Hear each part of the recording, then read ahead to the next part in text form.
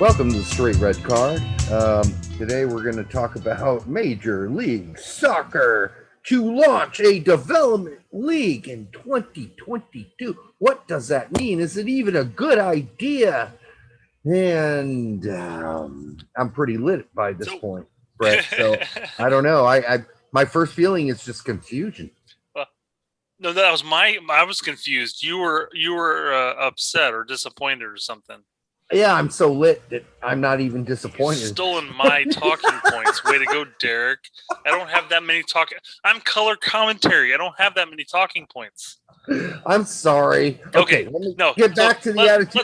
Let's look at this league. All right. It's supposed to start in 2022. So next year, Yep. Going to be a third division. That's what they filed for. Yep. USL is going to be second division. Oh, goody. USL 1 or whatever the fuck is going to be. It's called the championship. Yeah, championship. I feel like those leagues must just merge at this point. But so MLS Development League is going to be a reserve league in third division. There's supposed to be 20 teams in the first year, and that's including some current USL MLS teams. Not all of them though, but all those teams, all MLS teams are supposed to be included by 2023. This also includes independent teams outside of MLS. So maybe there's some USL teams or some NASL teams or some NISL teams that might make the move up, and they pay. Don't forget whatever NISA. Fee it's going to be, Don't forget NISA. NISA, yes. NISA, okay. I said NISL. Yeah, that's another league. Yeah. So, all right. Okay, that's all fine and dandy. I get it. You've laid it out well. And this is to bridge the gap between academies and first team.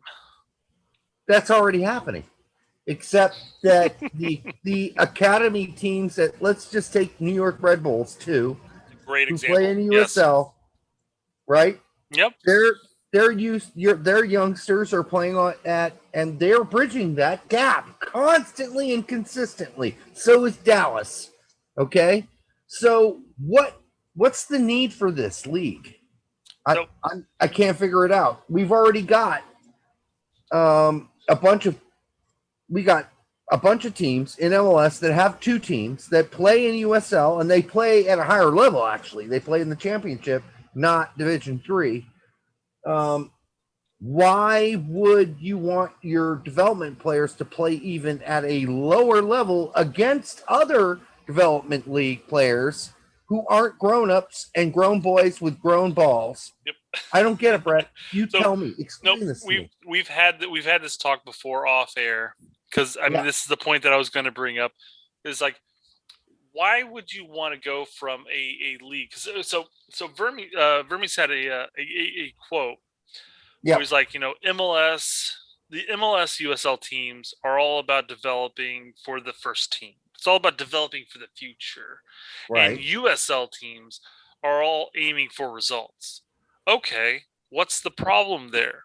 You have a bunch of young academy players, or just out of academy, or whatever, young players that are all fighting against players who are looking at USL as in, this is as high as I can go, and I'm going to make the most of this.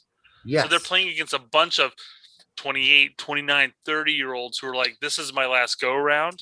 Mm-hmm. I'm gonna put everything into this. Right. That's who you want to face. You don't want to face a bunch of other 19, 18, to 22-year-olds. You want to face adults, and you want to push them to the highest level they could possibly play. So I don't understand the concept of this, and I don't understand Vermes' point there. Is like, that's and why is you could be competing you could be aiming for two totally different things, but still strive for the most overall thing is the youth development. That's all that MLS is concerned. Youth development. That's fine. Who cares what the other teams are worrying about? And why is Peter Vermes the expert on this? Why? Why is he quoted a gazillion times in this article? He has. Well, Sporting Kansas City have their own USL affiliate team. So their own team. So maybe he has just some understanding as the overall league. He's maybe paying attention a little bit more than say, paid shill of MLS coming out and saying how great this is going to be, despite the fact there's no, X, Y, and Z. Well, he said in the early years, I believe USL really wanted us and they were accommodating. What has changed? What has changed? Mm-hmm. They were trying to, obviously, he said, grow their league, and it was a way to make it a little bit exciting to have us around. But realistically, what we're trying to do and the way that we're trying to use the teams as an extension of our first team, how we're trying to develop the future of MLS teams, it's not necessarily their objectives. What the fuck kind of mishmash of ridiculous words that mean nothing is that, Brett? Yeah, no. If I was Peter, this is what I would be saying.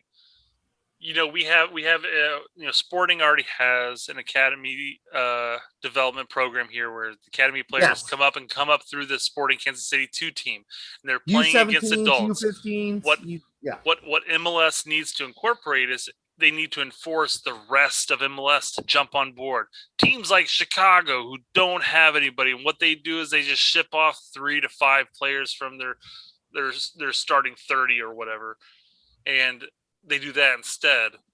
This needs to change that way because we need to be facing,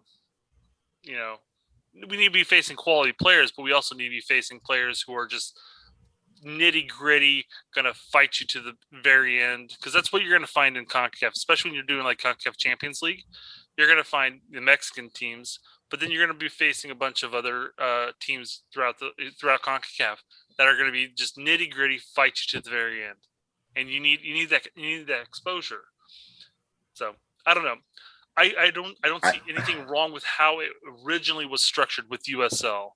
I think it's fine the way it is, and I do. And Abbott goes on later in the article and says, I wouldn't characterize it us versus the USL. Well, yes, it's going to be that. It's going to be that, and you're going to be knocking what has USL not given? Like, if you sent Busio, as he has been sent, down to USL to play, and he performs well, and then he comes back up, what is MLS missing? I don't get it. Are there a bunch of really great players that teams from MLS are sending down to their 2 teams that don't get any playing time in USL? I'd like to see that documented because I don't think that's true. I think the ones that are really good play, and the ones that aren't don't. And I'm not buying this. I'm just not buying it. It would be interesting to go back and look through like New York Red Bulls, Sporting Kansas City, Real Salt Lake, LA, and take a look at their USL rosters. They're 2, because they had a full legit roster apart from. Sorry about that. Some random noise just popped off here. My house is full of I'm expecting kids to run around the corners here and various things. We just had 2 fire trucks and 4 police cars 3 houses down. So whatever. But yeah. And now you had some guy outside your window that's like wicka wicka wicka wicka wicka, and you're like, what's that? What's that about? Somebody's trying to fuck up our show. That's all it is. No. So some guy jerking off outside the window and while I'm doing this show. Move the camera over. Look at this guy. What the hell is he doing? No. Seriously though. But it'd be interesting to go back and look at these USL MLS teams and find out how many of those players have moved up to the first team, and just crunch the numbers. What's so wrong with them playing consistently against, 6 to 8 year old. Sorry, let me rephrase that. People who are 6 to 8 years older than themselves. And quite frankly, that's probably better for them. It is. It is better for them. So let's quickly grasp the point. In the article, they talk about the point of doing this, and they said it's completing the pro pathway from youth to MLS. Again, I don't see any difference between what they're already doing into what they're planning to do come 2022. Oh, dude, there's something really dirty and devious going on here. They say they plan to take MLS into new media markets again. I don't understand why they couldn't do this with the already structured setup, Absolutely. I mean, you look at Sporting Kansas City's 2 team is called Sporting Kansas City 2. Okay. New York Red Bulls 2 team is called New York Red Bulls 2. Mm-hmm. So what the fuck? What are you talking about? That's bullshit. That's not the reason. All these people are basically they're spewing haze. That's what I say. They're spewing haze and fog into this conversation because none of them have the balls to actually talk about why this is really happening. And why this is really happening is because that relationship with USL that one prior person said in this article was so fantastic is not fantastic. And they are MLS looking at new ways they can make money and undermine the USL. I'm just telling you, that's the reality. They think they can make more money doing their own thing. And Brett, the bottom line is always money. Yep. And you beat me to a point that's coming up later on. But let me capture the third point why MLS thinks that this is a necessity.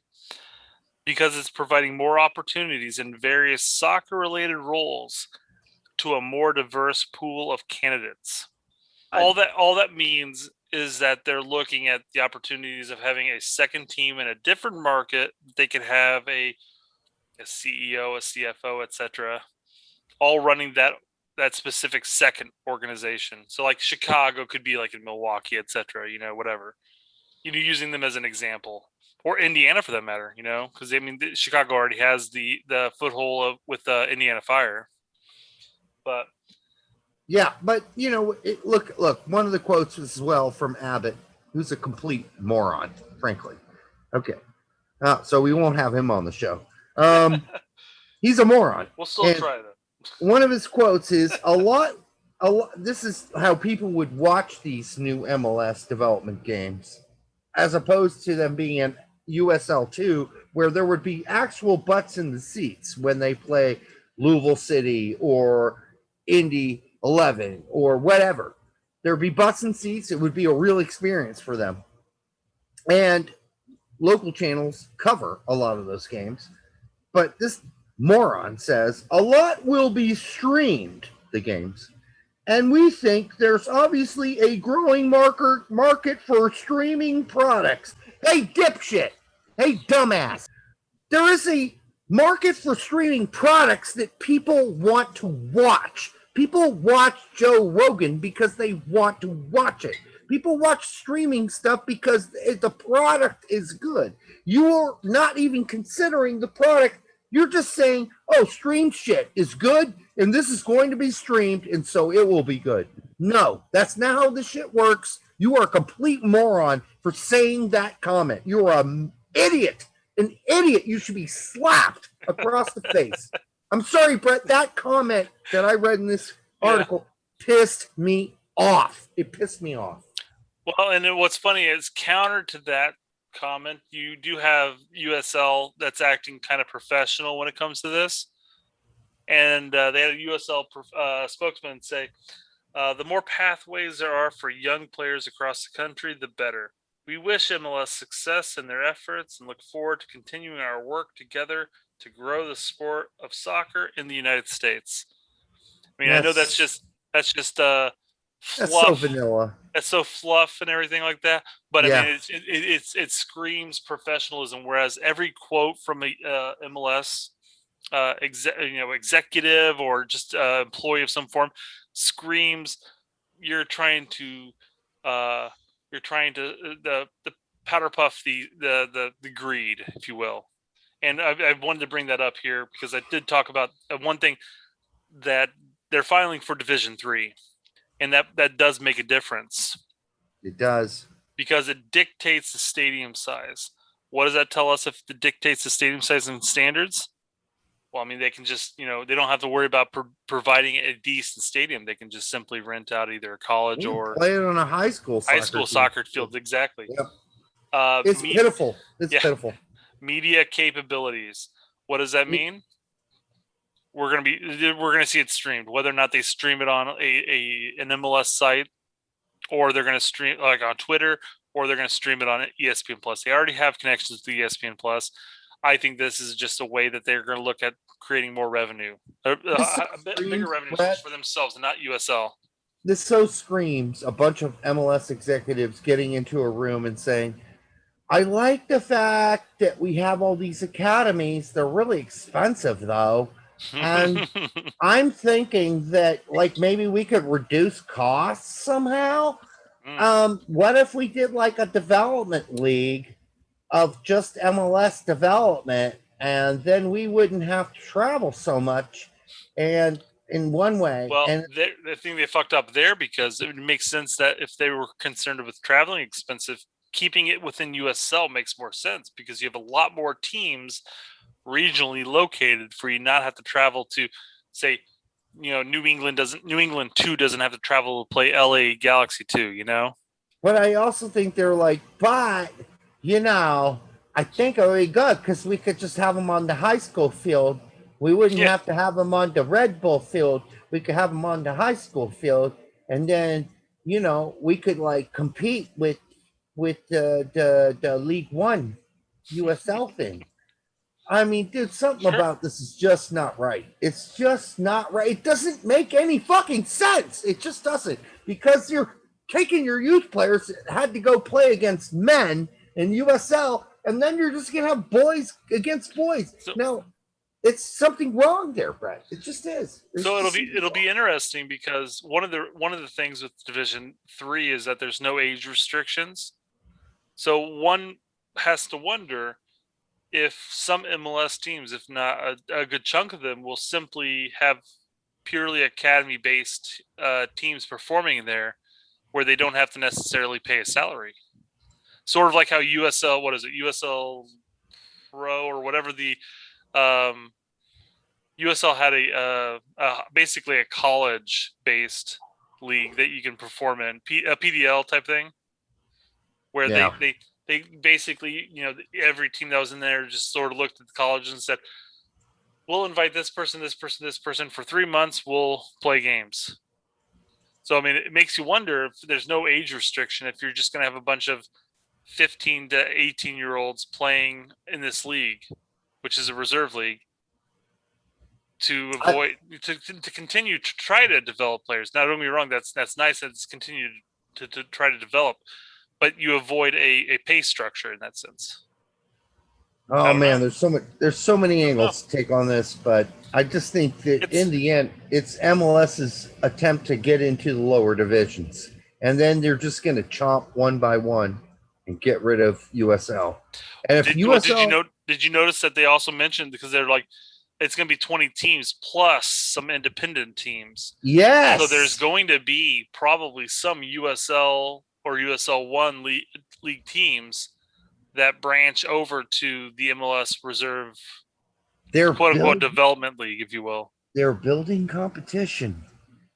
Mm-hmm. They're going to destroy this USL like they destroyed NASL.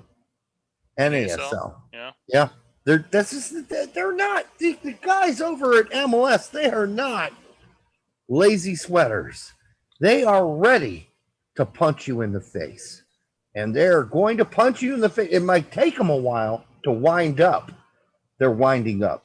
That's all I got to say, Brett. Yeah, nope. All right. Till the next time on the Straight Red Card, thank you for being here. Thank you for supporting us. Keep supporting us. We will continue to bring you this drunken and stoned, incredible analyzations. Until the next time, drink up yourself.